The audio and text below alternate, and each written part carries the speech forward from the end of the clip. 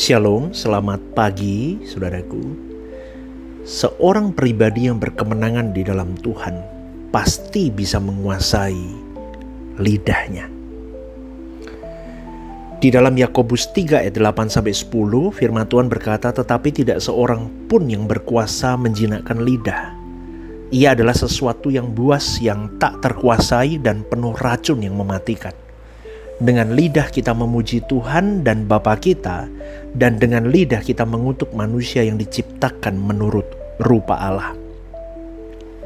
Lidah itu kecil ukurannya, saudaraku, tetapi sangat powerful. Yakobus menulis dengan sangat tajam tentang lidah.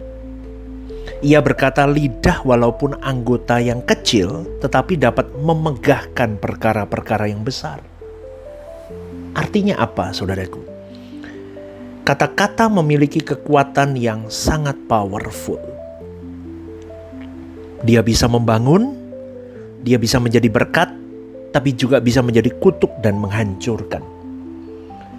Lidah bisa menjadi alat kehidupan atau alat kematian. Bahaya sekali. Maka pada pagi hari ini saya mencoba mengajak kepada kita semua untuk merenungkan bagaimana kita bisa menjadi seorang corpus delicti, atau seseorang yang memang bisa dibanggakan Allah, seseorang yang bisa memuaskan hati Allah, tetapi dari lidah kita sendiri pun kita tidak bisa menguasai kita, menguasai sungguh-sungguh mematikan dosa lidah kita. Dalam bahasa Yunani, kata lidah itu kalimatnya glosa, artinya bukan hanya organ fisik, tetapi juga ucapan atau bahasa yang keluar dari hati kita, saudaraku. Jadi kalau kita renungkan ya, persoalan lidah itu sebetulnya adalah persoalan hati dan pikiran. Lidah itu tidak hanya lisannya, tetapi lebih dibalik itu ada hal hati dan hal pikiran. Maka so powerful lidah itu, saudaraku. Dan beberapa dosa yang sering muncul kalau kita lihat, kita renungkan. Sepanjang hari kita berjuang, Bapa, aku mau hidup berkenan di hadapan-Mu. Karena aku tahu hidupku singkat di bumi ini. Tapi kita berjanji di pagi hari, tengah hari, siang hari, sore hari, kita gagal lagi. Bukan gagal apa, tapi kita gagal di lidah kita. Kita gak bisa menguasai. Contohnya apa? Gosip. Berbicara tentang orang lain tanpa kasih kita. Aduh, gagal lagi. Betul gak, saudaraku? Atau mungkin gagal di lidah kita karena fitnah, karena kebohongan. Kita menutupi kebenaran untuk keuntungan diri.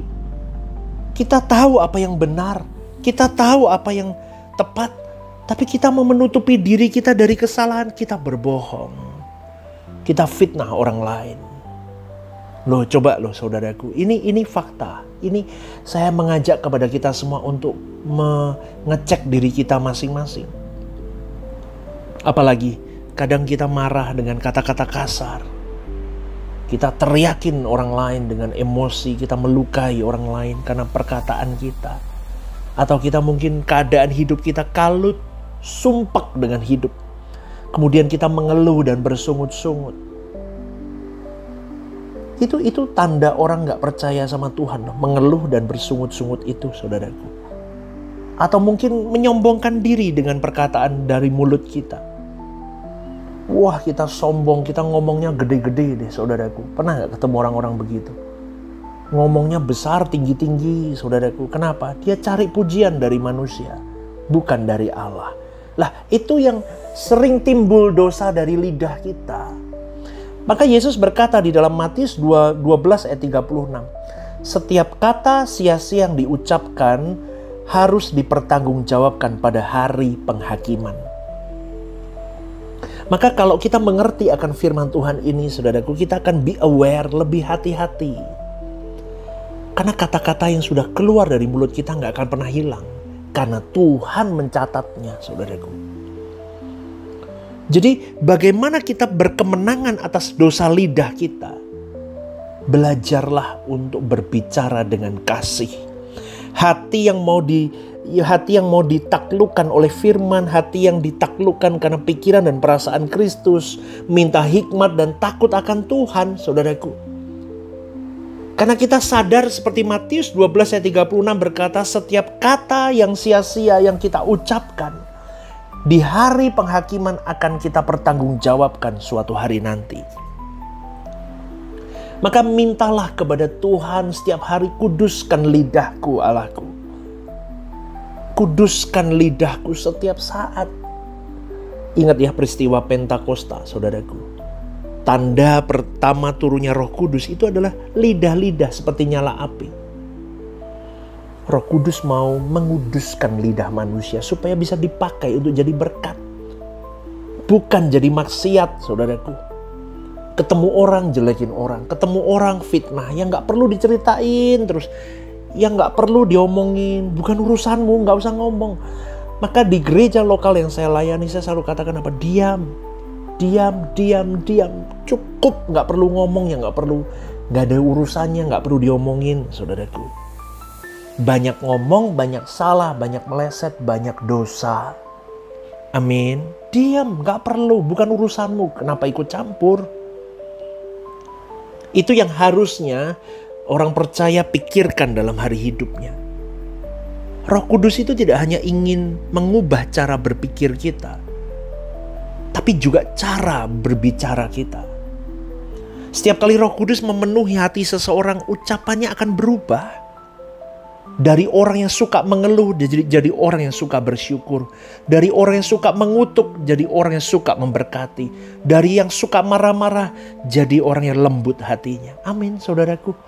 Itu yang harusnya kita alami, transformasi yang terjadi di dalam hidup orang percaya. Orang-orang yang mengerti suara kebenaran. Tidak hanya sibuk dengan doktrinal, tetapi sibuk mendandani diri, berubah hidupnya. Jangan jadi polisi suara kebenaran mentungin orang, tapi jadilah orang yang berjuang mentung dirimu sendiri, diri kita sendiri. Sudahkah firman ini kulakukan? Sudahkah kebenaran ini aku terapkan? Amin, saudaraku. Saya heran kalau ada orang suka suara kebenaran tapi mulutnya suka gibahin, jelekin orang, hasut orang. Itu bermasalah, saudaraku. Atau suka mengeluh dengan hidupnya, aduh ini itu. Jangan, saudaraku, itu dosa. Dosa lidah. Dosa lidah. Ya, karena lidah itu mengungkapkan hati kita. Yesus berkata begini dalam Matius 12 ayat 34. Karena yang diucapkan mulut meluap dari hati. Saya ulang. Yesus berkata, karena yang diucapkan mulut meluap dari hati. Kalau hatimu dan hatiku penuh kasih, lidah ini akan berbicara kasih. Amin, saudaraku. Kalau hati ini penuh kebencian, lidah ini akan menumpahkan racun dan gosip dan sakit hati. Jadi, cara menjinakkan lidah adalah dengan mengubah hati kita terlebih dahulu.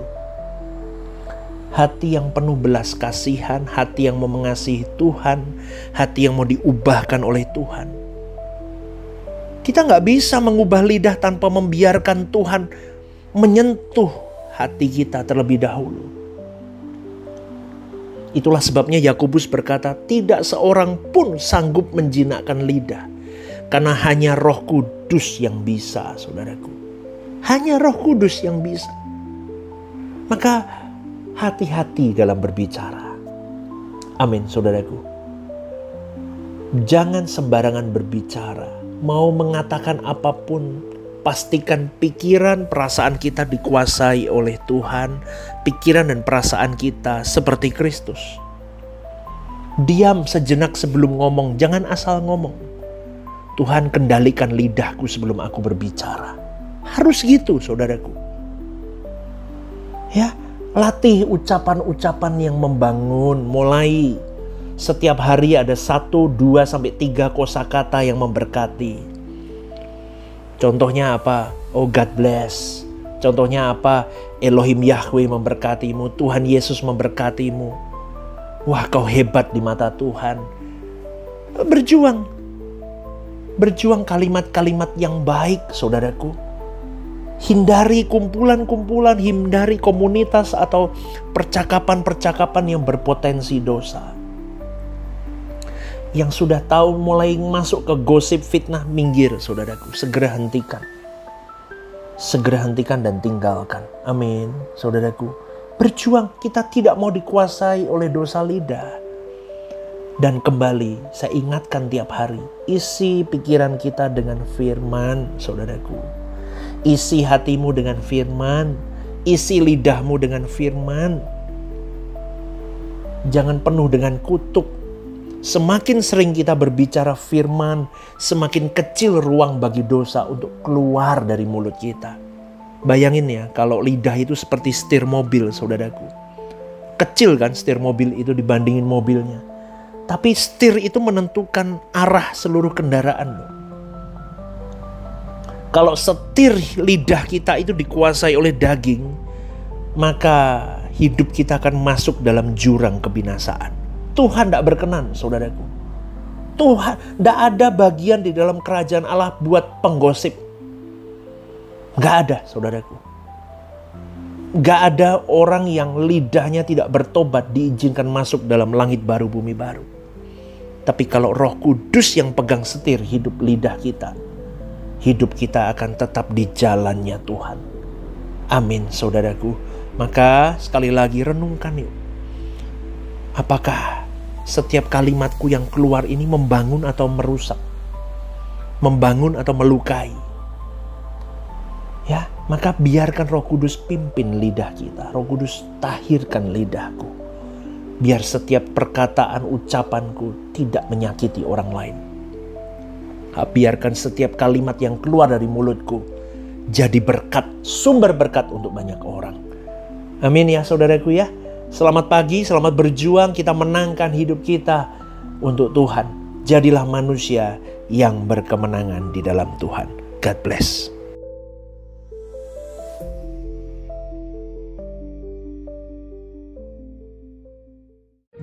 Ibadah Suara Kebenaran setiap hari Rabu jam 6:30 malam di Gereja Sentral di Mall Lantai UG. Ibadah Raya setiap hari Minggu jam 10 pagi di Gedung Gereja Sentralan Mall Lantai UG, disertai ibadah anak dan teens. Home Usia Indah setiap Jumat Minggu kedua jam 5:30 sore di Gedung Gereja. Ajak rekan dan saudara Anda untuk bergabung bersama kami.